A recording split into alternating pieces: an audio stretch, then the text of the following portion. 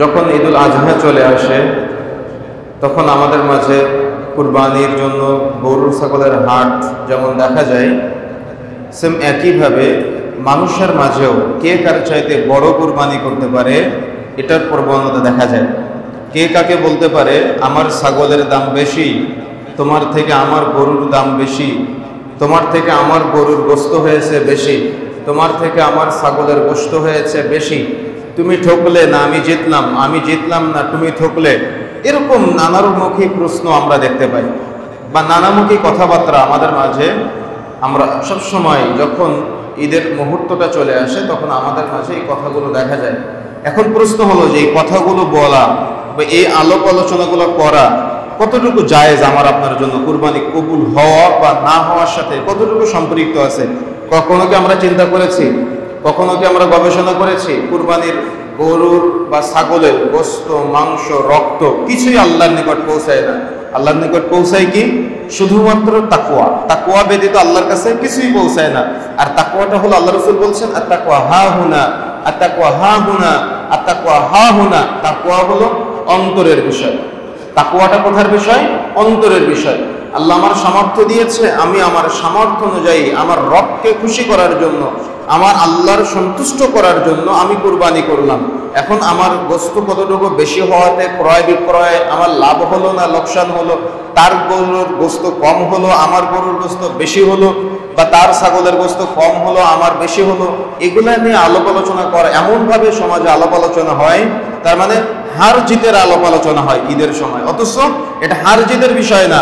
সবসময় চিন্তায় থাকা দরকার যে আমার কুরবানি কি কবুল হলো, আমার কুরবানি কি আমার রবের দরবারে পৌঁছাবে, এই চিন্তা করতে হবে। যদি আপনি আমি এভাবে চিন্তা করতে পারি তাহলে আমি আপনি সফলতা অর্জন করতে পারবো ইনশাআল্লাহ। এখন আসুন, মূলত আমরা আল্লাহর সন্তুষ্টির জন্য কুরবানি করবো ইনশাআল্লাহ। তো কুরবানির মূল ইতিহাস আমরা যতটুকু জানি, সেই ইতিহাস আমাদের কতটুকু জানা সঠিক জানা আছে আর কতটুকু আমাদের ভুল জানা আছে। আমরা যে কুরবানির ইতিহাস জানি, আমরা যে বছরে একটা দিন কুরবানি করি, দেখবেন বেপরদা মহিলা গরুর হাটে কুরবানির গরু কিনতে গিয়েছে, আছে না এমন?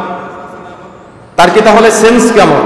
একজন ব্যক্তি সিগারেট খাচ্ছে, খেতে খেতে ও গরু কিনতে গিয়েছে আল্লাহর সন্তুষ্টির জন্য কুরবানি করবে। ভালো করে বুঝেন, তার চিন্তা আছে আল্লাহর সন্তুষ্টি অর্জন করবে, কিন্তু আমাদের আল্লাহর সন্তুষ্টি অর্জন করতে গিয়ে কখন যে আমার হারামের সাথে জড়িয়ে যাচ্ছি আমরা কখনো বোঝার চেষ্টাই করি না। দেখা যাচ্ছে একজন ব্যক্তি চুরি করতেছে, ঘুষের টাকা নিচ্ছে, সুদের টাকা নিচ্ছে, কেন? ওর চিন্তা ও কুরবানি করবে, তাই। আমার কথা বুঝতে পেরেছেন? তো এরকম নানামুখী, নানা চিন্তার, নানা চেতনার মানুষের নানা রকম কুরবানি আমাদের সমাজে আছে। এই কুরবানিটা মূলত এসেছে কি আমাদের শুধু গরু ছাগল ভেড়া কুরবানি করার জন্যই? কি মনে হয় আপনার কাছে? শুধুমাত্র কি গরু ছাগল ভেড়া কুরবানি করার জন্য? যদি একটু একটু আপনার ব্রেন দিয়ে চিন্তা করেন তাহলে আপনি বুঝতে পারবেন যে কুরবানির মূল থিমটা হলো, আমরা যেমন লাকাদ কানা লাকুম ফি রাসূলিল্লাহি উসওয়াতুন হাসানা, আমাদের জন্য মুহাম্মদ সাল্লাল্লাহু আলাইহি সাল্লামের মধ্যে উত্তম হাসানা আছে। উত্তম চরিত্র দিতে হবে কার কাছ থেকে? মুহাম্মদ সাল্লাল্লাহু আলাইহি সাল্লামের কাছ থেকে। আমাদের জন্য উত্তম আদর্শ মুহাম্মদ সাল্লাল্লাহু আলাইহি সাল্লাম। সেম একইভাবে মুহাম্মদ সাল্লাল্লাহু আলাইহি সাল্লামের পাশাপাশি মনে রাখতে হবে ইব্রাহিম আলাইহিস সালাতু ওয়াস সালাম হলো উম্মতে মুহাম্মাদের আইডল। অর্থাৎ উম্মতে মুহাম্মাদি যে বিষয়গুলো মুহাম্মদ সাল্লাল্লাহু আলাইহি সাল্লাম বলে গিয়েছেন, এমন বহু বিষয় আছে যে বিষয়গুলো মানার ক্ষেত্রে ইব্রাহিম আলাইহিস সালামকে ফলো করবে। তো ইব্রাহিম আলাইহিস সালামের আদর্শটা আমাদের মাঝে জাগ্রত করার জন্যই বা আমাদেরকে সঠিক ধারণা দেওয়ার জন্যই এখানে মূলত ইব্রাহিম আলাইহিস সালামের চেতনা যদি আমরা আপনাদের মাঝে নিয়ে আসি তাহলে এই পুরো চেতনাটা হবে তাওহীদের চেতনা। তার মানে ইব্রাহিম আলাইহিস সালামের যতগুলি স্টেপ ছিল, প্রত্যেকটা চিন্তা চেতনা, প্রত্যেকটা ধ্যান ধারণা সবগুলাই ছিল তাওহীদ কেন্দ্রিক। কখনো তাওহীদ উলুহিয়া, কখনো তাওহীদ রুবুবিয়্যাহ, কখনো তাওহীদ আসমা সিফাতের সাথে সম্পৃক্ত। তার মানে ইব্রাহিম আলাইহিস সালামের পুরাটাই তাওহীদ সংশ্লিষ্ট। ইব্রাহিম আলাইহিস সালাম তাওহীদের বাইরে কোনো কিছু করে নাই। আর আমাদের মাঝে কুরবানি আসে যাতে করে আমরা তাওহীদের শিক্ষায় শিক্ষিত হতে পারি, যাতে করে মানুষ শিরকের সাথে না জড়ায়, যাতে করে মানুষ তার রবকে চিনতে পারে, যাতে করে মানুষ তার রবের সন্তুষ্টির জন্য গরু ছাগল ভেড়া কুরবানি করতেছে, মানে যেমন গরু ছাগল ভেড়া কুরবানি করতে পারে, যদি কখনো প্রয়োজন হয় তার জীবন পর্যন্ত রবের সন্তুষ্টির জন্য হাসি মুখে দিয়ে দিবে। কথা কি বুঝতে পেরেছেন? তো এটা হলো তাওহীদের চেতনা বাস্তবায়নের অনুরূপ একটা নাম হলো ঈদুল আজহা। কিন্তু আমরা সেটা বুঝতে পারি না। আমরা শুধু ঈদুল আজহাকে গরু ছাগল ভেড়া কুরবানি করার ঈদ মনে করেছি। কিন্তু ঈদুল আজহা তাওহীদি চেতনা, ইব্রাহিমী চেতনা বাস্তবায়ন করার জন্যই মূলত আমাদের মাঝে আসে। কিন্তু আমরা কতটুকু ইব্রাহিমী চেতনা বাস্তবায়ন করলাম? এজন্য আজকে সংক্ষিপ্ত সময় আমরা আলোচনা করব ইব্রাহিমী চেতনা বনাম আমাদের চেতনা। ইব্রাহিম আলাইহিস সালাম কোন চেতনার ছিলেন আর আমরা বর্তমানে কোন চেতনায় আছি? আমরা ইব্রাহিম আলাইহিস সালামের চেতনাকে কতটুকু গ্রহণ করতে পেরেছি আমাদের ব্যক্তিগত জীবনে, আমাদের পারিবারিক জীবনে, আমাদের সামাজিক জীবনে, আমাদের রাজনৈতিক জীবনে, আমাদের ধর্মীয় জীবনে এবং আমাদের অর্থনৈতিক জীবনে। এই কয়েকটি বিষয়ে আমরা সংক্ষিপ্ত একটা ধারণা নিব ইনশাআল্লাহ। ইব্রাহিম আলাইহিস সালাম যখন প্রথমে তাওহীদের দাওয়াত গ্রহণ করে তাওহীদের দাওয়াত নিজের পিতাকে দিচ্ছেন, নিজের পিতাকে তাওহীদের দাওয়াত দিচ্ছেন, তার মানে পরিবারের সদস্যদেরকে তাওহীদের দাওয়াত দিচ্ছেন। আপনারা কি তাওহীদ বুঝেন? তাওহীদ মানে হলো কালিমা। তাওহীদ মানে হলো কালিমা। যদি সহজ বাংলা ভাষায় বুঝেন তাহলে এটা হলো কালিমার দাওয়াত, অর্থাৎ লা ইলাহা ইল্লাল্লাহর দাওয়াত। এখন আপনি হয়তো বলতে পারেন যে আমি তো লা ইলাহা ইল্লাল্লাহ সম্পর্কে আমার ধারণা আছে, জ্ঞান আছে, আমি তো আল্লাহকে রব হিসেবে মানি। আপনি আল্লাহকে রব হিসেবে মানেন, কিন্তু আপনি কি আল্লাহকে পালনকর্তা হিসেবে মানেন? আপনি কি আল্লাহকে রিজিক দাতা হিসেবে মানেন? যদি আপনি আল্লাহকে পালনকর্তা হিসেবে মানতেন তাহলে কি আপনি আল্লাহকে রব হিসেবে মানতেন বা আল্লাহকে মালিক হিসেবে মানতেন?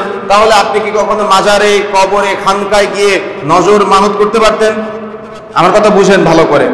আপনি এতটুকু বিশ্বাস করেন যে আল্লাহ আপনাকে সৃষ্টি করেছে। দেখবেন একটা হিন্দুকেও যদি আপনি বলেন কোনো কিছু, তাহলে ও আসমানের দিকে দেখাবে, তার মানে ওর ভগবান কোথায়? উপরে। তো তাদের যে ধারণা আর আমাদের নামধারী মুসলমানের যে ধারণা অনুরূপ কিছু কিছু ক্ষেত্রে একই রকম দেখা যায়। আমাদের ন্যূনতম তাওহীদের জ্ঞান অধিকাংশ মুসলমানের নাই। আপনার একটা ছেলে হয়েছে, ছেলে হয়ে মারা গিয়েছে, আবার একটা ছেলে হয়েছে, ছেলে হয়ে মারা গিয়েছে, আবার একটা মেয়ে হয়েছে, মেয়ে হয়ে মারা গিয়েছে, এখন একটা ছেলে হলো, কানের মধ্যে দুল ঝুলায় রেখেছেন। আপনার ধারণা এই দুল নাকি আপনার ছেলেকে মৃত্যুর হাত থেকে বাঁচাবে? কি না এমনটা আমাদের সমাজে অহরহ আছে।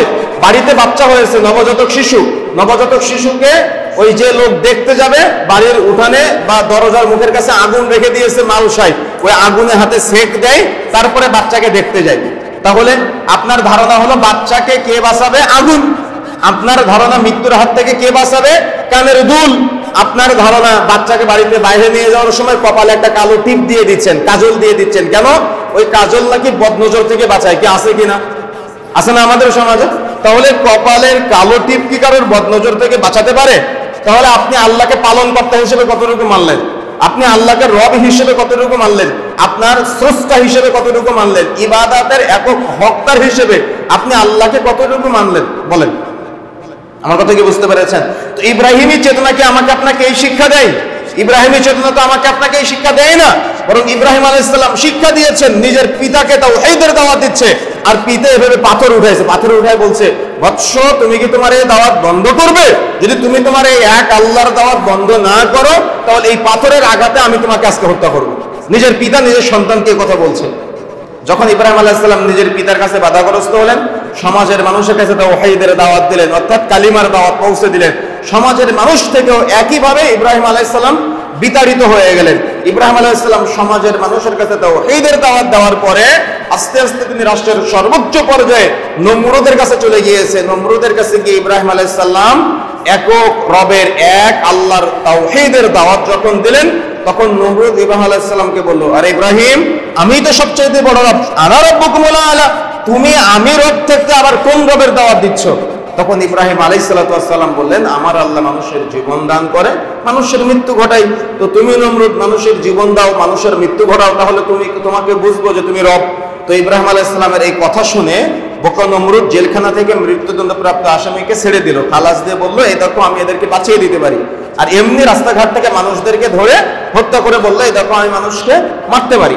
তো ইব্রাহিম আলাইহিস সালাম চতুর বেরেনে মানুষ, চালাক মানুষ। ইব্রাহিম আলাইহিস সালাম চট করে বললেন যে আমার আল্লাহ প্রতিদিন পূর্ব দিক থেকে সূর্য উদিত করে আর পশ্চিম দিকে সূর্য ডুবায়। তো তুমি নমরুদ একটু পশ্চিম দিক থেকে সূর্যটা উঠাও আর পূর্ব দিকে সূর্য ডুবাও। তো বকন নমরুদ এদের পারবে না, হতভম্ব হয়ে গেল। বিশাল এলাকার মানুষকে খেপিয়ে ইব্রাহিম আলাইহিস সালামের বিরুদ্ধে বলল যে ইব্রাহিম তোমাদের রবের বিরুদ্ধে কথা বলে, তোমরা যাদের উপাসনা করো, তোমরা যে মূর্তির উপাসনা করো, ইব্রাহিম তাদের বিরুদ্ধে কথা বলে। যাও তোমরা ইব্রাহিমের জন্য বিশাল গর্ত খনন করো, ইব্রাহিমকে আগুনে নিক্ষেপ করা হবে। আগুন নিক্ষেপের ঘটনা তো আপনারা জানেন। তো এরকম ইব্রাহিম আলাইহিস সালামের যতগুলো ইতিহাস আছে প্রত্যেকটা ইতিহাসের সাথে তাওহীদ সংশ্লিষ্ট। তার মানে আল্লাহর উলুহিয়াত, আল্লাহর রুবুবিয়াত আর আল্লাহর আসমা সিফাত সংশ্লিষ্ট। কিন্তু আমাদের অধিকাংশ মুসলমানদের, অধিকাংশ যুবকদের তাওহীদের ন্যূনতম ধারণা নাই, আল্লাহ সম্পর্কে ন্যূনতম জ্ঞান নাই। যুব সমাজ ধ্বংসের অতল গহ্বরে নিমজ্জিত হয়ে যাচ্ছে আজকে। দেখেন তাহলে ইব্রাহিম আলাইহিস সালাম কেমন স্বামী, ভালো করে বুঝেন, কেমন বাবা। আমি মূলত আপনাকে বাবাকে বুঝালাম যে তিনি কেমন বাবা তাওহীদ বুঝার ক্ষেত্রে, একজন গ্রহণযোগ্য বাবা, যে বাবাটা আল্লাহকে চিনে, আল্লাহকে জানে, আল্লাহকে মানে, এবং তিনি পরিবারে তাওহীদের দাওয়াত দিয়েছেন, সমাজের মানুষের তাওহীদের দাওয়াত দিয়েছেন, এবং কালিমার দাওয়াত দিয়েছেন রাষ্ট্রের সর্বোচ্চ পর্যায়ে। এটা হলো একটা বাবা। এবার আসেন মা। ইব্রাহিম আলাইহিস সালামের স্ত্রী, আর মা কার? ইসমাঈলের। ইসমাঈলের মা আর ইব্রাহিম আলাইহিস সালামের স্ত্রী। দেখেন ইব্রাহিম আলাইহিস সালামকে আল্লাহ রাব্বুল আলামিন বলেছিল, ইব্রাহিম তুমি তোমার স্ত্রী আর সন্তানকে রেখে আসো। বর্তমান যেখানে যারা হজে বা উমরায় গিয়েছেন আপনারা দেখেছেন কাবা শরীফ কিছু দূর পাশে জমজম কূপ। ইব্রাহিম আলাইহিস সালামকে আল্লাহ রাব্বুল আলামিন বলেছিলেন, ইব্রাহিম যাও ওই দূর প্রান্তে তুমি তোমার স্ত্রী আর তোমার সন্তানকে রেখে আসো। কিন্তু তৎকালীন সময়ে সেখানে ওই খাবার মতো কিছু নাই, থাকার মতো কোনো জায়গা নাই, একেবারে ধুধু মরুভূমি, কিচ্ছু নাই, শুধুমাত্র সন্তান আর স্ত্রীকে। বর্তমান যেখানে কাবা শরীফ, জমজম, আপনারা দেখবেন ওরা আশপাশে পাহাড় ছাড়া আর কিচ্ছু নেই, শুধু পাহাড়, চারপাশে শুধু পাহাড়। এই ফাঁকা জায়গায় ইব্রাহিম আলাইহিস সালাম আদরের স্ত্রী আর আদরের সন্তানকে রেখে চলে আসতেছেন। পিছন দিক থেকে স্ত্রী শুধু জিজ্ঞাসা করলেন, ইব্রাহিম আপনি যে আমাদের এখানে রেখে যাচ্ছেন এটা কি আল্লাহর নির্দেশ? বলেন তো কি বুঝলেন আপনি? আমি আপনাকে বুঝাতে পারি নাই, আপনি বুঝেন ভালো করে। যেখানে খাবার নাই, যেখানে পানিও নাই, যেখানে বাসস্থান নাই, যেখানে লোকজন নাই, ছোট্ট একটা বাচ্চাকে কোলে নিয়ে স্ত্রী বলছে, ইব্রাহিম আপনি যে আমাদের এখানে রেখে যাচ্ছেন, ইব্রাহিম এটা কি আল্লাহর নির্দেশ? আল্লাহু আকবার। ইব্রাহিম আলাইহিস সালাম স্ত্রী আপনার স্ত্রীর মতো বলে নাই যে বছরে একদিন শাড়ি কিনে দিতে পারো নাই, শুধু আমি বলে তোমার সংসার করতেছে, আর কেউ হলে করতো না। কি বলে না কথা আপনার স্ত্রী? যদি একদিন একটু ভালো তরকারি বাড়িতে না আর কিনতে পারেন, শুধু আমি বলে তোমার সংসার করতেছে, আর কেউ হলে ওই কখন ছাটা মেরে চলে যেত, এগুলো বলে না গ্রাম অঞ্চলে। অথচ ইব্রাহিম আলাইহিস সালামের স্ত্রী কেমন স্বামী আর কেমন স্ত্রী, কেমন তাদের গায়রত, কেমন তাদের ব্যক্তিত্ব। স্ত্রী বলছে যে এটাকে আল্লাহর নির্দেশে আপনি রেখে যাচ্ছেন আমাদের। সুবহানাল্লাহ। স্ত্রীর প্রশ্ন বুঝেছেন আপনি? তাহলে এই স্বামী প্রশান্তি পাবে না তো স্ত্রীর মাধ্যমে প্রশান্তি পাবে কোন স্বামী? ইব্রাহিম আলাইহিস সালাম পিছনে তাকালে মায়া হবে, দয়া হবে, তাই পিছনে তাকাচ্ছেন না, ওই সামনেই চলছেন আর আসমানের দিকে হাতটা উঠায় বলছেন এটা আল্লাহর নির্দেশ। সুবহানাল্লাহ। যেই মুহূর্তে ইব্রাহিম আলাইহিস সালাম বললেন এটা আল্লাহর নির্দেশ, ওই মুহূর্তে ইব্রাহিম আলাইহিস সালামের স্ত্রী মনে মনে চিন্তা করলেন যে আল্লাহ আমাকে এই মরুভূমির মাঝে রেখে যাওয়ার জন্য বলেছে আমার স্বামীকে, আমার নিশ্চয়ই আমার ওই আল্লাহ আমার খাদ্যের ব্যবস্থা করবে, আমার ওই আল্লাহ আমার পানির ব্যবস্থা করবে, আমার ওই আল্লাহ আমার বাসস্থানের ব্যবস্থা করবে। সুবহানাল্লাহ। সেই দিন ইব্রাহিম আলাইহিস সালামের স্ত্রীর দোয়া কবুল হয়েছিল। কাবা চত্বর কখনো ফাঁকা হয় না এখন পর্যন্ত। কেউ না কেউ তাওয়াফ করতেছে, কেউ না কেউ সাই করতেছে, কেউ না কেউ সালাত আদায় করতেছে। আলহামদুলিল্লাহ। কিভাবে মূল্যায়ন করবেন আপনি বিষয়গুলো? কিভাবে চিন্তা করবেন? কিভাবে আপনি বিবেচনা করবেন? বলেন তো দেখি। আমার আপনার পরিবার গঠন, আমার আপনার স্ত্রী বাছাই, বা আমি আপনি নিজে দিনদার হওয়ার ক্ষেত্রে কতটুকু ইব্রাহিম আলাইহিস সালামের মতো হতে পেরেছি? গরু ছাগল কুরবানি করলে শুধু কুরবানি হয়ে গেল? কি মনে হলো? এগুলো শিখতে হবে না ইব্রাহিম আলাইহিস সালামের থেকে? পরিবার গঠন করা শিখতে হবে না? স্ত্রীকে কিভাবে আদর্শিত করতে হবে, দিনদার বানাতে হবে, পরহেজগার হিসেবে সমাজে প্রতিষ্ঠিত করতে হবে, এগুলো শিখতে হবে না ইব্রাহিম আলাইহিস সালামের থেকে? নিজে কেমন দিনদার হবেন, নিজে কেমন পরহেজগার হবে, এগুলো শিখতে হবে না? এগুলো কিচ্ছু শিখলাম না, শুধু সন্তানকে চাইলাম ইসমাইলের মতো। তাহলে ইসমাইলের মতো সন্তান পাওয়া যাবে? দেখেন ইব্রাহিম আলাইহিস সালামের সন্তান কেমন ছিলেন, যেমন স্বামী তেমন স্ত্রী আর কেমন সন্তান। যখন আল্লাহ রাব্বুল আলামিন পরপর 3 দিন, আমাদের সমাজে প্রচলিত আছে না যে 3 দিন ইব্রাহিম আলাইহিস সালাম স্বপ্ন দেখেছিলেন আর 3 দিনে 300 উট কুরবানি করেছিলেন। ডাহা মিথ্যা কথা এটা। ইব্রাহিম আলাইহিস সালাম ছিলেন গরিব মানুষ, তিনি 300 উট কোথায় পাবেন বা 300 দুম্বা কোথায় পাবেন? এই কিতাবগুলোতে নবী রাসূলদের জীবনের কোনো কিতাবে সহিভাবে বর্ণনা পাওয়া যায় না। সুতরাং এটা একদম ডাহা মিথ্যা কথা যে ইব্রাহিম আলাইহিস সালাম পরপর 3 দিন 300 দুম্বা বা 300 উট কুরবানি করেছিলেন, এটা মিথ্যা বর্ণনা সমাজে প্রচলিত আছে। বরং ইব্রাহিম আলাইহিস সালাম যখন স্বপ্ন দেখলেন যে পুত্রকে কুরবানি করছে, তখন ইসমাইলের সাথে পরামর্শ করছেন যে বৎস আমি তো স্বপ্ন দেখলাম যে আমি তোমাকে আল্লাহর সন্তুষ্টির জন্য কুরবানি করতেছি। কি বুঝলেন আপনি? তখন ইব্রাহিম আলাইহিস সালাম যখন সন্তানকে কথা বললেন, তখন সন্তান বলতেছে আব্বু আল্লাহ আপনাকে যেভাবে নির্দেশ দিয়েছে আপনি সেভাবে কার্য বাস্তবায়ন করেন, আপনি আমাকে ধৈর্যশীলদের সাথে পাবেন। সুবহানাল্লাহ। কি বুঝলেন? আমি কিছু বুঝাতে পেরেছি? সন্তানকে বলতেছে যে আমি দেখলাম যে আমি তোমাকে কুরবানি করতেছি স্বপ্নে। সন্তানও বুঝতে পারছে যে আমার আব্বু নিশ্চয় আমাকে কুরবানি করবে, আর এটা আল্লাহর নির্দেশ। বলছে যে আপনি, আল্লাহ আপনাকে যা নির্দেশ দিয়েছে আব্বু আপনি কার্যে বাস্তবায়ন করেন, আপনি আমাকে ধৈর্যশীলদের অন্তর্ভুক্ত পাবেন। সুবহানাল্লাহ। তাহলে কেমন পিতা, কেমন মা, আর কেমন সন্তান! আল্লাহু আকবার।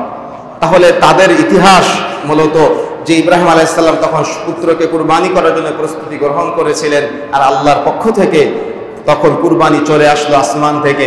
দেখেন, এগুলো হলো কুরবানির ইতিহাস। এখান থেকে আমাদের শিক্ষা নেওয়া দরকার যে গরু ছাগল ভেড়া মুখ্য বিষয় নয়, আমি আমার আল্লাহর সন্তুষ্টির জন্য কি কুরবানি করতে পারলাম, কি ত্যাগ করতে পারলাম। কুরবানি করা মানে কি? ত্যাগ করা। কুরবানি করা মানে কি? ত্যাগ করা।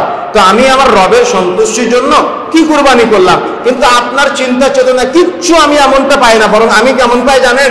আপনি এদিকে গরু ছাগল ভেড়া কুরবানি করতেছেন, আর সেম একই সময়ে আপনার ছেলেটাকে আপনি শরীয়তের শিক্ষা, ইসলামের শিক্ষা দেন নাই, সেই জন্য আপনার ছেলেটা সেলুনে গিয়ে ওই একই সময়ে রাসূলের সুন্নাত দাড়ি কুরবানি করে। বুঝেন না আমার কথা? বুঝতে পেরেছেন? এদিকে আপনি গরু ছাগল ভেড়া কুরবানি করেন, সেম একই সময়ে আপনার মেয়েটা আর একটা ছেলের সাথে পার্কে গিয়ে তার চরিত্র কুরবানি করে। তাহলে দুই দিকে দুই কুরবানি হচ্ছে না? আপনি আল্লাহর কাছে কি জবাব দিবেন? আপনি আমার পরিবার, আপনার পরিবার আপনি আদর্শিত করতে পেরেছেন? আপনার পরিবারকে আপনি রাসূলুল্লাহ সাল্লাল্লাহু আলাইহি ওয়াসাল্লামের আদর্শে আদর্শিত করার জন্য যে মূলত ইব্রাহিম আলাইহিস সালামের চেতনা, তাওহীদি চেতনার যতগুলো রূপ আছে তার মধ্যে একটা রূপ হলো নিজের পরিবারকে তাওহীদি চেতনায় উজ্জীবিত করা। তো আপনি আপনার পরিবার, আপনি আপনার সন্তানদেরকে কতটুকু তাওহীদের শিক্ষা দিতে পারলেন, কতটুকু তাওহীদের গ্রহণযোগ্যতা আপনি তাদেরকে দিতে পারলেন? আপনার কাছে যদি প্রশ্ন করা হয়, লুকমান হাকিম যেমন তার সন্তানকে বলেছিল, ইয়া বুনাইয়া লা তুশরিক বিল্লাহ, বৎস তুমি আল্লাহর সাথে শরীক স্থাপন করো না। কোনদিন বলেছেন যে আব্বু তুমি কখনো আল্লাহর সাথে শরীক স্থাপন করো না? কোনদিন বলেছেন? আমি তো কোনদিন বলতে দেখি নাই আপনাকে। বরং আমি আপনার সন্তানকে আপনি বাবা হিসেবে পাপ করতে শিক্ষা দিতে দেখেছি, যে আপনি আপনার সন্তানকে পাপ করা শিখিয়েছেন, বা আপনি আপনার সন্তানকে পাপের পথে নিয়ে গিয়েছেন, আমি এটা দেখেছি। কিন্তু আমি কখনো দেখি নাই যে আপনি আপনার সন্তানকে তাওহীদের শিক্ষা দিয়েছেন। ন্যূনতম ধারণা কখনো আমি দিতে দেখি নাই। এই বক্তব্য হয়তো শুনতেছেন, এখন হয়তো মনে হতে পারে না আমার তো শিক্ষা দরকার, কিন্তু শয়তান এমন ভাবে অস্ত্র দিবে এখান থেকে বের হয়ে সব শেষ। বন্ধুরা আমার, আমাকে আপনাকে একটু ব্রেনকে জাগ্রত করতে হবে, আমাকে আপনাকে একটু চিন্তার দুয়ারকে উন্মুক্ত করতে হবে। যত বেশি আমি আপনি চিন্তার দুয়ার উন্মুক্ত করতে পারবো, তত আমি আপনি আল্লাহর সন্তুষ্টির জন্য এক ধাপ এগিয়ে যেতে পারবো ইনশাআল্লাহ। তাহলে আমাদের চেষ্টা করতে হবে। দেখেন, ইব্রাহিম আলাইহিস সালামের যে ঘটনাগুলো আমি বললাম, এই পুরাটাই হলো তাওহীদের চেতনা। এই জন্য কবি বলেছেন, আগার হু যায় ফির হাম ইব্রাহিম কা ঈমা পয়দা, ইব্রাহিমের ঈমান যদি তোমাদের ভিতরে পুনরায় জাগ্রত হয়, তাহলে আগুনের জ্বলন্ত হুতাশান ফুল বাগানে পরিণত হবে। সুবহানাল্লাহ। তার মানে ইব্রাহিম আলাইহিস সালামের এই তাওহীদি চেতনা যদি আমাদের মাঝে জাগ্রত হয়, তাহলে ইব্রাহিম আলাইহিস সালামের আগুন নিক্ষেপ করার পরে যেমন তার আগুন জান্নাতে পরিণত হয়েছিল, তো আমাদের যুব সমাজকে যদি আমরা দাওয়াত দিতে পারি, তাহলে এই যুব সমাজ তাওহীদের চেতনায় উজ্জীবিত হয়ে একটা সমাজ পরিবর্তন করতে পারবে ইনশাআল্লাহ। এই চেষ্টা কার করতে হবে? আপনাকে করতে হবে। যদি আপনি চেষ্টা না করেন, তাহলে কি হবে জানেন? ওই দেখবেন যে ঈদের সময় আজকে যুব সমাজ ঈদের দিন সকাল থেকে সন্ধ্যা পর্যন্ত লটারির আয়োজন করে। জানি না আপনাদের এলাকা আছে কিনা, আমি দেখেছি বিভিন্ন জায়গায় লটারির আয়োজন করে। লটারি ইসলামে জায়েজ না নাজায়েজ? ইসলামে হারাম। নাজায়েজ শুধুমাত্র না, এটা হারাম। লটারি কি হারাম, কিন্তু দেখবেন বিভিন্ন এলাকায় ঈদ অনুষ্ঠান নাম দিয়ে ছেলেরা লটারির আয়োজন করে, গান বাজনা বাদ্যযন্ত্রের আয়োজন করে। আমি একটা জরিপে দেখেছি, গবেষণায় দেখেছি যে হিন্দুদের পূজার দিন যত বেশি গান না বাজে, তার চাইতে মুসলমানদের ঈদের দিন নামধারী মুসলমান ছেলের বাবারা, তার চাইতে সন্তানরা তার চাইতে বেশি গান বাজনা বাজায়। কি নাই এলাকায়? আপনি কষ্ট পেলে আমার কিচ্ছু করার নাই, কোনোদিন আপনার মসজিদে আমার দাওয়াত দিয়েন না, তবে অন্তত আগামীকাল ঈদের দিন যেন আপনার এলাকায় গান বাজনা না বাজে, যদি মুসলমান নামে পরিচয় দেন। যদি আপনার সন্তানকে মনে করেন যে সে আপনাকে জান্নাতের জন্য সুপারিশ করবে, তাহলে আজকে নসিহত করে যাচ্ছে, আপনি যে আব্দুল করিম, আব্দুল সত্তার, আব্দুল কুদ্দুস 500 বিঘা সম্পত্তির মালিক হন না কেন, আমি ওটাকে মূল্যায়ন করি না। মনে রাখার চেষ্টা করতে হবে আপনি কতটুকু দিনদার। আপনার সন্তান যাতে করে সমাজের কারোর পথভ্রষ্ট করতে না পারে, সেদিকে আপনাকে খেয়াল রাখতে হবে। আপনার সন্তান যাতে করে মোড়ের মাথায় গান বাজনা বাদ্যযন্ত্রের আয়োজন করতে না পারে। মুরব্বীরা যারা আছেন বিষয়টাকে গুরুত্বের সাথে দেখতে হবে যে আপনি একজন মুরব্বী থাকা অবস্থায়, সমাজ প্রধান থাকা অবস্থায় আপনার পাশে আপনার সন্তান, আপনার নাতিপুতি যারা আছে তারা মোড়ের মাথায় বক্স ভাড়া করে গান বাজনা বাদ্যযন্ত্রের আয়োজন করবে, আর আপনি নিজেকে ইমানদার দাবি করবেন, আবার আপনাকে আহলে হাদিস। কথা বুঝেন না আমার কথা বুঝতে পেরেছেন? বিবেচনা করতে হবে। আজকের পর থেকে কোনোদিন মুসলমানদের কোন উৎসবে, ঈদ আনন্দের সময় কোন যুবক ছেলে যেন গান বাজনা বাদ্যযন্ত্রের আয়োজন করতে না পারে। হিন্দুদের পূজার চাইতে এরা নিকৃষ্টভাবে ট্রাক ভাড়া করে, পিকআপ ভাড়া করে, অটো ভাড়া করে, ভ্যান ভাড়া করে বক্স বাজিয়ে গান বাজনা বাদ্যযন্ত্রের আয়োজন করে। এদের মাঝে কোনো তাওহীদের চেতনা নাই, কোন রাসূলের আদর্শ নাই। এরা ইব্রাহিম আলাইহিস সালামকে চিনে না, এরা মুহাম্মদ সাল্লাল্লাহু আলাইহি ওয়াসাল্লামকে চিনে না। এদের আদর্শ হলো অমুক খেলোয়াড়, এদের আদর্শ হলো অমুক নায়ক নায়িকা, অমুক গায়ক গায়িকা। এরা কুষ্টিনকালে মুহাম্মদ সাল্লাল্লাহু আলাইহি ওয়াসাল্লামকে আদর্শ হিসেবে মানতে পারে নাই। যুব সমাজ ধ্বংসের অতল গহ্বরে নিমজ্জিত হচ্ছে। মাদকের সাথে জড়িত, নাটক সিনেমার সাথে জড়িত, গান বাজনার সাথে জড়িত, প্রেম প্রীতি নেশাজাতীয় দ্রব্যের সাথে যারা জড়িত, এই যুব সমাজ ধ্বংসের অতল গহ্বরে নিমজ্জিত হচ্ছে। মুরব্বীরা যদি বিষয়গুলোকে গুরুত্ব না দেন, আগামীর ভবিষ্যৎ প্রজন্ম, এক একটা মসজিদ থাকবে বিশাল বিশাল টাইলস লাগানো, এসি লাগানো, মসজিদে মুসল্লি খুঁজে পাওয়া যাবে না। জুমার দিন পর্যন্ত মুসল্লি খুঁজে পাওয়া যায় না। অনেক মসজিদে ফজরের নামাজে দেখা যাচ্ছে একটা মসজিদে 1000 মুসল্লি নামাজের জায়গা, সেখানে 5 জন মুসল্লি পাওয়া যায় না। কেন এমনটা হচ্ছে? আপনাদের গাফিলতির কারণে। সন্তানকে নিয়ে টার্গেট নাই সেই জন্য। অথচ আমার আপনার উচিত এই কুরবানির শিক্ষার সময় আদরের সন্তানকে কিভাবে কুরবানি করতে হয় আল্লাহর সন্তুষ্টির জন্য, এই শিক্ষাটা নেওয়া দরকার ছিল। আপনি কেমন বাবা? আমার আফসোস হয় যে আপনি কতটা নির্লজ্জ না হলে আপনি আপনার সন্তানকে সিগারেট ধরায় দেন, আর আপনার সন্তান আপনার সিগারেট ধরায় দেয়। বলতে লজ্জা লাগে, ওগুলো শরম লাগে। অথচ নাম আপনার আব্দুর রহমান, নাম আপনার আব্দুল কুদ্দুস, নাম আপনার আব্দুল সত্তার, আপনার সন্তানের নাম আব্দুর রহমান। কি আছে না এমনটা আমাদের সমাজে? অহরহ আছে। কতটা নির্লজ্জ না হলে, কতটা পাপী না হলে, কতটা গুনাহগার না হলে একজন বাবা তার সন্তানের সিগারেট ধরায় দিতে পারে। আশ্চর্য হিসাব। তার মানে মানুষের একেবারে বিবেক বুদ্ধি নষ্ট হয়েছে। অথচ রাসূলুল্লাহ সাল্লাল্লাহু আলাইহি ওয়াসাল্লাম বলছেন, যদি কোনো ব্যক্তি প্রকাশ্যে মদ্যপান করে তার জানাজার সালাতে কোনো ঈমানদাররা অংশগ্রহণ করবে না। তার মানে যদি কোনো ব্যক্তি প্রকাশ্যে এই বিড়ি সিগারেট গুলতামাক জর্দা সেবন করে, নিজেকে যদি কেউ ঈমানদার বলে পরিচয় দেয়, এই জানাজার সালাতে থেকে অংশগ্রহণ করতে পারবে না। রাসূলুল্লাহ সাল্লাল্লাহু আলাইহি ওয়াসাল্লাম নিষেধ করে দিয়েছে। অথচ বাবা সন্তানের সিগারেট ধরায় দেয়, আর সন্তান বাবা সিগারেট ধরায় দেয়, আর আপনি আপনার বাবার পানের সাথে জর্দা খাওয়ার জন্য প্রতিদিন জর্দা কিনে এনে দেবেন। চলছে সমাজে এভাবে, চলছে পরিবারে এভাবে, চলছে বছরের পর বছর। কারোর কোনো চিন্তা চেতনা নাই, কারোর কোনো ধ্যান ধারণা নাই, কারোর কোনো বিবেচনা নাই যে আমি কি করলাম, আমার পরিবার নিয়ে কতটুকু ভাবনা চিন্তা আছে আমার। অথচ আরাবিয়ান একজন শেখ, আমি বিভিন্ন জায়গায় মাহফিলে বলেছি এটা, আরাবিয়ান একজন শেখ, আমি কিছুদিন আগে মদিনা সফরে ছিলাম, আরাবিয়ান একজন শেখ উনি গল্প করতেছে যে উনি ওনার বাচ্চাকে নিয়ে রাস্তা দিয়ে যাচ্ছে। তো যাওয়ার সময় রাস্তায় ট্রাফিক সিগন্যাল বুঝেন আপনারা, সাতক্ষীরাতে নাই, ঢাকাতে আছে। ট্রাফিক সিগন্যাল লাইট জ্বললে ওই জায়গাটা ক্রস করা যায় না, দাঁড়িয়ে থাকতে হবে। যতক্ষণ পর্যন্ত সবুজ বাতি না জ্বলবে ততক্ষণ পর্যন্ত যাওয়া যাবে না। তো ওই উনি পুলিশ না থাকার কারণে লাল ট্রাফিক সিগন্যাল জ্বলা সত্ত্বেও গাড়ি চালিয়ে চলে গেলেন। তো যখন চলে যাচ্ছে, পিছন দিক থেকে ওনার ছেলে বলতেছে, আব্বু আপনি যে লাল বাতি জ্বলা সত্ত্বেও চলে আসলেন গাড়ি চালিয়ে, তার মানে বাবাকে কি বললো, কি বানালো বলেন তো? বাবাকে অপরাধী বানালো। বাবাকে কি বানালো? বাবাকে অপরাধী বানালো। তো বাবাকে যখন অপরাধী বানালো, তারা তো আলেম মানুষ, একটু ভিতরে ভুল মানুষেরই হয়, স্বাভাবিক। তো তিনি ভিতরে একটা খারাপ লাগা কাজ করলো যে আমার সন্তানের সামনে আমি অপরাধ করলাম, আমার সন্তানের সামনে তো আমি অপরাধটা নাও করতে পারতাম। ভালো করে মনোযোগ দিয়ে শুনবেন। তো তখন উনি গাড়িটা ঘোরাইছে, গাড়িটা ঘোরায় ট্রাফিক কন্ট্রোল পুলিশ রুম যেখানে আছে সেখানে চলে গিয়েছে। যাওয়ার পরে উনি পুলিশ অফিসারকে বলতেছে যে অমুক ট্রাফিক সিগন্যালে ট্রাফিক লাইট জ্বলা সত্ত্বেও আমি চলে এসেছি, আমাকে জরিমানা করেন। তো তখন ট্রাফিক পুলিশ, উনি তো আশ্চর্য হয়ে বলতেছে যে ওই ট্রাফিক সিগন্যালে কোনো পুলিশ ছিল না, আপনি তার কাছে জরিমানা দিতেন। তো বলতেছে ওখানে কোনো পুলিশ ছিল না, কেউ তো আমাকে দেখে নাই, এজন্য আমি চলে গিয়েছিলাম। তো উনি আবার আশ্চর্য হয়ে জিজ্ঞাসা করতেছে, যেহেতু কোনো ট্রাফিক সিগন্যালে পুলিশ ছিল না, কেউ আপনাকে দেখে নাই, তো আপনি আবার জরিমানা দিতে আসতেন কেন? এরকম তো কখনো দেখি নাই কাউকে। তো বলতেছে যে কেউ আমাকে দেখে নাই, আমার ছেলে যে দেখেছে। বুঝেন নাই মনে হয়? কি বুঝলেন আপনি? কি বুঝলেন? আর আপনি কি শিক্ষা দেন আপনার ছেলেকে? রাস্তায় যাওয়ার সময় আপনার ছেলে গাড়ি চালাচ্ছে আর আপনি পিছনে আছেন, হয়তো কারোর মুরগি বা হাঁস আপনার মোটরসাইকেলের নিচে পড়েছে, আর আপনি আপনার ছেলেকে বলতেছেন আপু তাড়াতাড়ি চালাও যাতে করে ধরতে না পারে। পার্থক্য বুঝতে পেরেছেন? পার্থক্য বুঝতে পেরেছেন? মুদিখানার দোকানে অনেক অনেক আমাদের দিন বুঝা অনেক যুবক ভাইয়েরা আছে, আমাদের কাছে অনেক সময় জিজ্ঞাসা করে যে আমি মুদিখানার দোকান আছে আমার আব্বুর, আমি মাঝে মধ্যে বসি, তো ওই ফ্যানের বাতাসটা যদি একটু বেশি করে মিটারে পড়ে তাহলে ভারটা একটু বেশি হয়।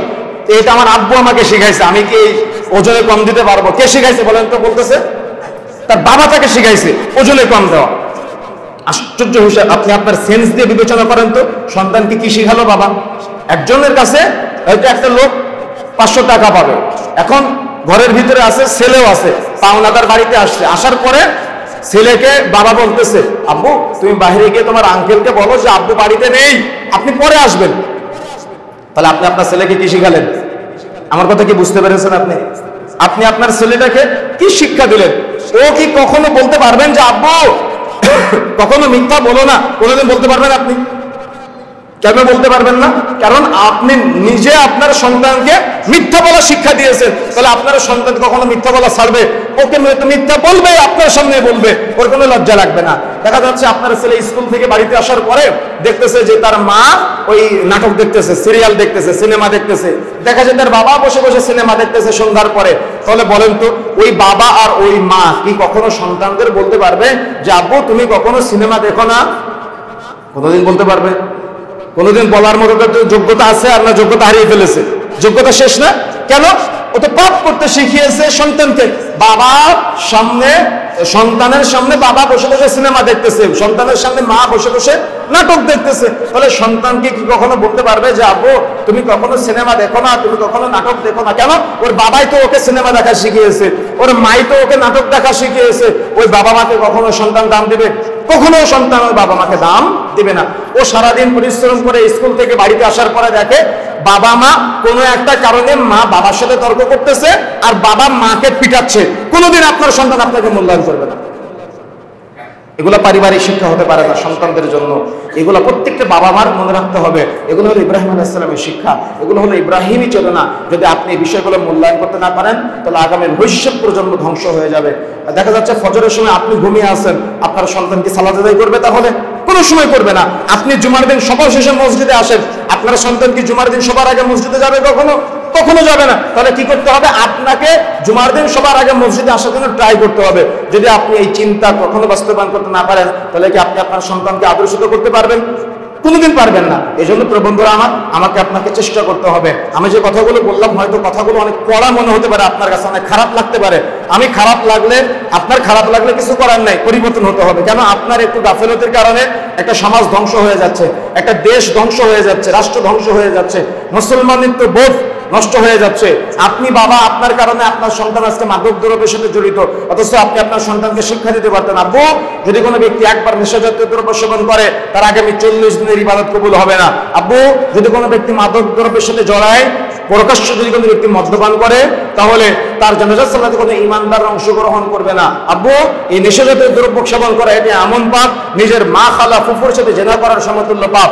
আব্বু আপনি আপনার সন্তানকে এভাবে বলতে পারতেন, আল্লাহ রাসূল বলেছেন লা ইয়াদখুলুল জান্নাতা মুদমিনুল খামর, যে ব্যক্তি নেশাজাতীয় দ্রব্য সেবন করবে সে কখনো জান্নাতে যাবে না। আপনি আপনার সন্তানকে এভাবে বলতে পারতেন সালাসুন কাদ হারামাল্লাহু আলাইহিমুল জান্নাহ, 3 শ্রেণীর ব্যক্তির উপরে জান্নাত হারাম। চাইলে আল্লাহ একটা খ্রিস্টানের ঘরে জন্ম দিতে পারতো, কিন্তু আল্লাহ দয়া করে নামাজি দাড়িওয়ালা টুপিওয়ালা একজন পিতার ঘরে জন্মগ্রহণ করার তৌফিক দান করেছে। আপনি এটা মূল্যায়ন করতে পারেন নাই, আপনি এটা বিবেচনা করতে পারেন নাই। আল্লাহ চাইলে একটা হিন্দুর ঘরে জন্ম দিতে পারতো আমার আপনার, আল্লাহ চাইলে একটা ইহুদের ঘরে জন্ম দিতে পারতো, কিন্তু আল্লাহ দয়া করে আল্লাহর একজন বান্দা হিসেবে আমাকে আপনাকে কবুল করেছেন। কিন্তু আমি আপনি আল্লাহর এই দয়াকে মূল্যায়ন করতে পারি নাই, আল্লাহর এই দয়াকে গ্রহণ করতে পারি নাই, আল্লাহর এই দয়াকে আমি আপনি কখনো বিবেচনা করতে পারি নাই। ব্যর্থ হয়েছে আমরা, এই ব্যর্থতার দায় কিন্তু আমাদের নিতেই হবে। সুতরাং প্রিয় বন্ধুরা আমার, বৃহত্তর আহলে হাদিস সমাজ আমাদেরকে পরিবর্তন হতে হবে, আমাদেরকে ফিরে আসার জন্য চেষ্টা করতে হবে। আমাদেরকে বছরে একটা দিন গরু ছাগল ভেড়া কুরবানি করব, কিন্তু প্রথমে আমাদের মানুষ হিসেবে যারা আমরা পশুতে রূপান্তরিত হয়ে আছি, মানুষের পশুত্বকে কুরবানি করতে হবে। আগে মানুষের পশুত্বকে কুরবানি করতে হবে। মানুষের পশুত্বকে কুরবানি না করে গরু ছাগল ভেড়া কুরবানি করে কোনো লাভ হবে না। সুতরাং আমাকে আপনাকে মূল্যায়ন করতে হবে, বিবেচনা করতে হবে, চিন্তা করতে হবে যে আমি কি করলাম, আমার মাঝে যে পশুত্বগুলো আছে আমি কি সেগুলো কোরবানি করতে পারলাম, আমি কি তাওহীদের চেতনায় উজ্জীবিত হতে পারলাম? আমি কি তাওহীদের জ্ঞান অর্জন করতে পেরেছি? আমার সন্তানদেরকে কি তাওহীদের দাওয়াত দিতে পেরেছি? আমার স্ত্রীকে কি তাওহীদের দাওয়াত দিতে পেরেছি? কিভাবে দিবেন আপনি স্ত্রীকে তাওহীদের দাওয়াত?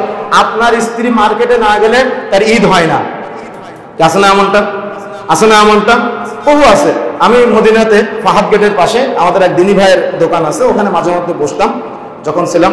তো ওই আমাদের ভাইয়ের দোকানে একদিন আসরের সালাতের পরে বসে আছে, তো দেখি যে ওই একজন মদিনার মহিলা আসছে, একেবারে পরিপূর্ণ পর্দা করা, হাত মোজা পা মোজা পরা, মেকআপ পরা, পরিপূর্ণ পর্দা করা। তো মহিলার সাথে একটা বাচ্চা আছে সাথে, জানি না ওনার ছেলে না ওনার ভাই। তো উনি ওই বাচ্চাকে দিয়ে খেজুরের নাম জিজ্ঞাসা করতেছে, এই খেজুরের নাম কি, ওই খেজুরের নাম কি, এই খেজুরের দাম কত, ওই খেজুরের দাম কত। উনি দোকানদারের সাথে কথা বলে না, ভালো করে বুঝবেন। তো তখন আমি যখন মহিলাটা চলে গেল, খেজুরটা নিল, নেওয়ার পরে রিয়ালটা দেওয়ার সময় ওই বাচ্চাকে দিয়েই দিল। উনি দোকানদারের সাথে কথাও বলে নাই, কোনো আদান প্রদানও করে নাই। তো আমাদের দিদি ভাই ওনার বাড়ি ফেনীর দিকে, তো ওনাকে আমি জিজ্ঞাসা করলাম ওই মহিলা চলে যাওয়ার পরে যে আচ্ছা ভাইজান, উনি আপনার সাথে কথা বললো না কেন? আপনারা বাহিরে থেকে এসেছেন আজনবী, এই জন্য কি আপনার সাথে কথা বললো না, না বিষয়টা কিসে কি? তখন উনি বলতেছে যে আব্দুল্লাহ ভাই, বিষয়টা তেমন না, মূলত মদিনার মহিলারা তারা এতটাই দিনদার, এতটাই পরহেজগার যে যাতে করে তাদের কণ্ঠের পর্দার বরখেলাপ না হয়, এই জন্য ওরা বাহিরের কোনো পরপুরুষের সাথে কথা বলে না। কি সুবহানাল্লাহ বাড়ি থেকে বলবেন? কি বুঝলেন আপনি? কি বুঝলেন? আর আপনার স্ত্রী আর আপনার মেয়েটা দোকানে যখন কোনো মার্কেট করতে যান, তখন আপনি একজন পুরুষ মানুষ হয়ে স্টিল দাঁড়িয়ে থাকেন, আর আপনার স্ত্রী আর আপনার মেয়ে দোকানদারের সাথে ভাইয়া ভাইয়া করতে করতে দরদাম করে, আর আপনি গরু ছাগল ভেড়া কুরবানি করে পশুত্ব কুরবানি করবেন ভাবতেছেন। চলছে না এগুলো আমাদের সমাজের বাস্তব চিত্র তুলে ধরলাম। এই বাস্তব চিত্রের সাথে কিন্তু আমাদের অধিকাংশ পরিবারের প্রচুর মিল আছে, আমাদেরকে ফিরে আসতে হবে। মূল কথা হলো কুরবানির ইতিহাস, পশুর থেকে কুরবানি করার ইতিহাস আমাকে আপনাকে ফিরিয়ে নিয়ে আসার জন্য বছরে বারবার আসে। তা না হলে ইতিহাসের কোনো আমাদের মাঝে এই চর্চার কোনো প্রয়োজনীয়তা ছিল না। কেন? এটা ইব্রাহিম আলাইহিস সালামের আদর্শ ছিল। বন্ধুরা আমার, আল্লাহর সন্তুষ্টির জন্য আমরা কুরবানি করব। আল্লাহর সন্তুষ্টি যে কুরবানির মাঝে আছে সেভাবে আমরা করব ইনশাআল্লাহ। ঈদুল ফিতর, ঈদুল আজহা, এই সবগুলো হলো আমাদের মাঝে মুসলমানদের আনন্দের দিন। এই দিনকে কেন্দ্র করে যেন আপনার এলাকায় কোনো গান বাজনা বাদ্যযন্ত্রের আয়োজন না হয়, এদিকে আপনাকে প্রচুর পরিমাণে খেয়াল রাখতে হবে। তা না হলে দেখবেন যুব সমাজ এতটাই ধ্বংস হয়েছে। মুসলমান ছেলে, মুসলমান বাবার ছেলে আমার দেখলে তার অনেক আফসোস হয়, তার বাবার নাম আব্দুর রহমান। আমি কারোর বাবার নাম আব্দুর রহমান থাকলে রাগ করিয়েন না, আমি জাস্ট উদাহরণ দেওয়ার জন্য বলতেছি। তার বাবার নাম আব্দুর রহমান, আল্লাহর একটা প্রিয় নাম, কিন্তু তার সন্তান চুলের মধ্যে 4 কালার, সামনে 1 কালার, পিছনে 1 কালার, ডানে 1 কালার, বামে 1 কালার দিয়ে সমাজে ঘুরে বেড়ায়। কি আপনি কি প্রতিবন্ধী বলবেন না তাকে? হয়তো তার হাত ঠিক আছে, হয়তো তার পা ঠিক আছে, কিন্তু বুদ্ধি প্রতিবন্ধী বলবেন কিনা আপনি আমাকে বলেন। একটা ছেলে সে এমন একটা জামা গায়ে দেয় যে জামার মধ্যে 4-5 জায়গায় ছেঁড়া ফাটা, তার মানে তার রুচি কতটা খারাপ আপনি কি বিবেচনা করতে পেরেছেন? একটা সুস্থ মস্তিষ্কের ছেলে সে কি ছেঁড়া ফাটা জামা গায়ে দিয়ে বাড়ির বাইরে বের হতে পারে? এগুলোর দাম নাকি আবার বেশি। একটা ছেলে রাস্তায় ঘুরতেছে, ও প্যান্ট পরেছে, প্যান্টটার মধ্যে হাঁটুর এ জায়গায় ছেঁড়া, আপনার এ জায়গায় ছেঁড়া, তার মানে ছেঁড়া ফাটা প্যান্টটাকে মুসলমান নামধারী বাবার সন্তান ট্র্যাডিশন মনে করে, আর আপনি নির্লজ্জ বাবা এই সন্তানকে নিয়ে গর্ব করেন। আপনার তো আফসোস করা দরকার ছিল। আপনার ছেলে গোল্ডেন ক্লাস না পেলে আপনার লজ্জা লাগে, শরম লাগে, হায়া লাগে। কেন লজ্জা লাগে না? ছেলে ফজরের সালাত আদায় করে না, শরম লাগে না আপনার? যে আপনার ছেলে উদ্ভট প্যান্ট পরে ঘুরে বেড়ায়, প্যান্টের মধ্যে 4-5 জায়গায় ছেঁড়া ফাটা, শরম লাগে না আপনার? যে আপনার ছেলেটা উদ্ভট জামা গায়ে দিয়ে ঘুরে বেড়ায়, জামাটার মধ্যে 4-5 জায়গায় ছেঁড়া ফাটা, এলাকার মানুষের সামনে মুখ দেখান কোন লজ্জায়? আপনার ছেলেটা চুলের মধ্যে 4-5 রকম কালার, সামনে 1 কালার, পিছনে 1 কালার, ডানে 1 কালার, বামে 1 কালার, ওর চুলের কাটিং দেখলে ওকে মুসলমানের ছেলে মনে হয় না। কেন আপনার ছেলেকে নিয়ে আপনার আফসোস হয় না? কেমন বাবা আপনি?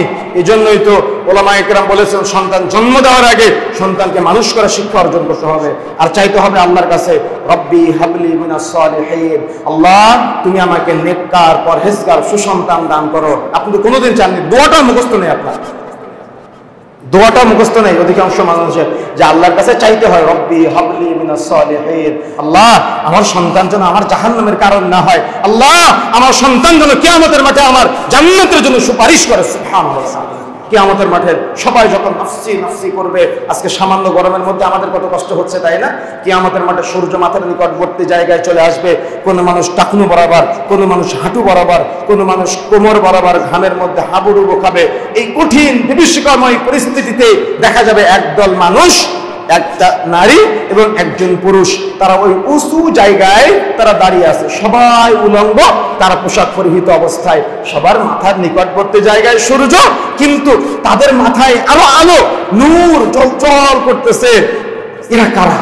সবাই উলঙ্গ, তারা স্বামী স্ত্রী পোশাক পরা, সবাই উলঙ্গ, সবার মাথার নিকটবর্তী জায়গায় সূর্য, সবাই ঘামের মধ্যে হাঁপাডুবু খাচ্ছে, কিন্তু তারা উঁচু জায়গায়, তাদেরকে দেখা যাচ্ছে, তাদের মাথায় আবার নূরের মুকুট জ্বলজ্বল করতেছে।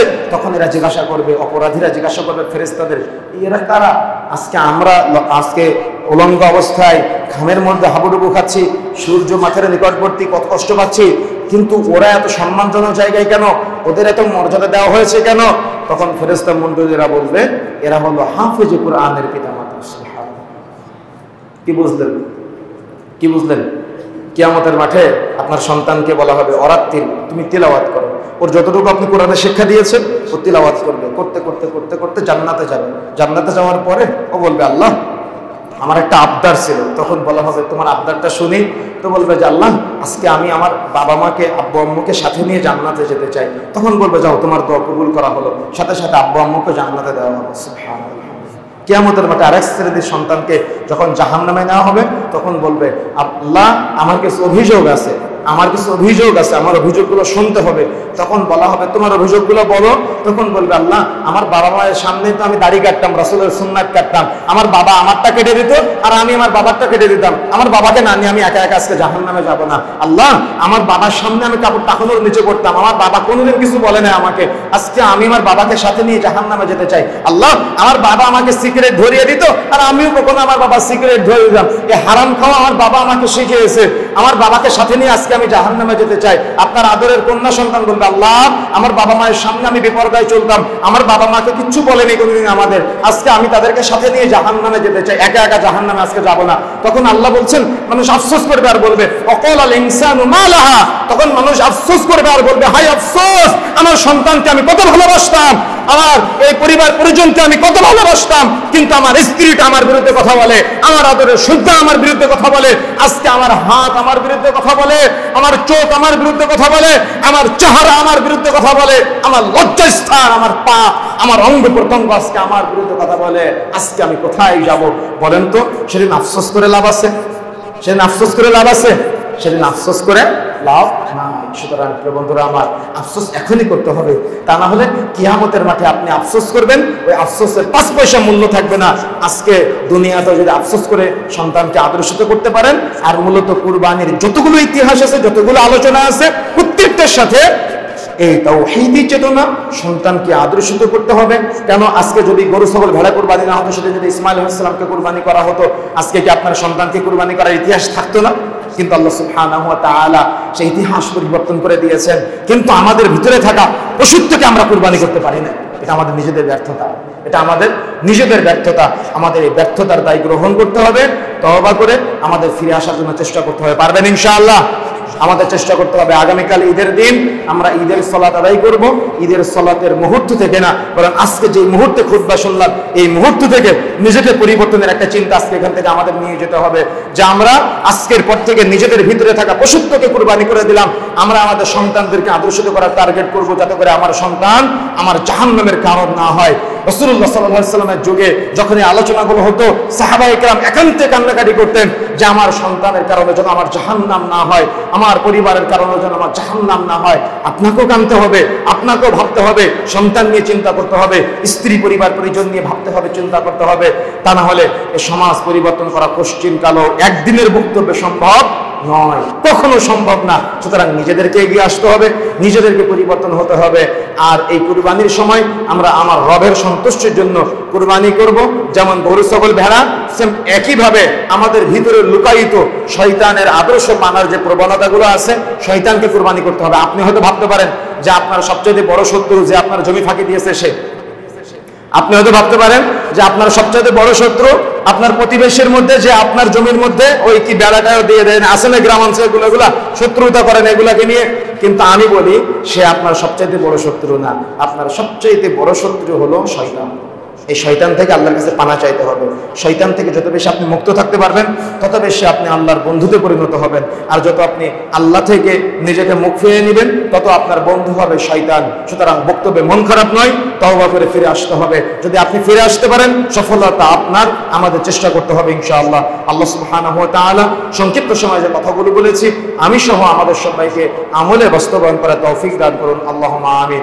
আল্লাহ সুবহানাহু ওয়া তাআলা আমাদেরকে বোঝার তৌফিক দান করুন যে আমরা কুরবানি করছি, আমাদের এই কুরবানির ইতিহাস ইব্রাহিম আলাইহিস সালাম থেকে। ইব্রাহিম আলাইহিস সালাম যেমন পিতা ছিলেন, আমার স্ত্রীকে ইব্রাহিম আলাইহিস সালামের স্ত্রীর মতো হতে হবে, আর ইব্রাহিমের মতো আমাকে হতে হবে, তাহলে আমার সন্তান হবে ইসমাঈলের মতো। এভাবে চিন্তা আমাকে আপনাকে বাস্তবায়ন করতে হবে ইনশাআল্লাহ। আল্লাহ রাব্বুল আলামিন আমাদের তৌফিক দান করুন, আল্লাহুম্মা আমিন। আমাদের মাঝে অনেকে অসুস্থ আছেন, আল্লাহ রাব্বুল আলামিন তাদের সবাইকে শিফায়ে কামিলা আজেলা দান করুন, আল্লাহুম্মা আমিন। আমাদের মাঝে অনেকে ঋণগ্রস্ত আছেন, আল্লাহ রাব্বুল আলামিন তাদের সবাইকে ঋণ থেকে মুক্ত হওয়ার তৌফিক দান করুন, আল্লাহুম্মা আমিন। আমরা খুতবার মধ্যে যে অপরাধীদেরকে নিয়ে আলোচনা করলাম, ইব্রাহিমের চেতনা বাস্তবায়ন করতে গিয়ে হয়তো অপরাধীদের সাথে আমাদের অনেক মিল থাকতে পারে। আল্লাহ আমাদের সবাইকে এই অপরাধীদের তালিকা থেকে মুক্ত করে আমাদের প্রকৃত মুমিন বান্দা মুত্তাকি হওয়ার তৌফিক দান করুন, বলেন আমিন। আল্লাহ রাব্বুল আলামিন আমাদের সবাইকে জান্নাত পর্যন্ত একসাথে থাকার তৌফিক দান করুন, আল্লাহুম্মা আমিন। আমাদের মাঝে অনেকে মৃত্যুবরণ করেছেন, আল্লাহ রাব্বুল আলামিন তাদের সবাইকে জান্নাতের উচ্চ মাকাম দান করুন, আল্লাহুম্মা আমিন। গত 2 সপ্তাহ আগে আমার নানা আপনারা ছিলেন রওশন আলী, তিনি মারা গিয়েছেন। আল্লাহ রাব্বুল আলামিন যেন তার জান্নাতের উচ্চ মাকাম দান করেন, সবাই দোয়া করবেন, আল্লাহুম্মা আমিন। আল্লাহুম্মা গফির লাহু ওয়া সাব্বিতহু, আল্লাহুম্মা গফির লাহু ওয়ারহামহু।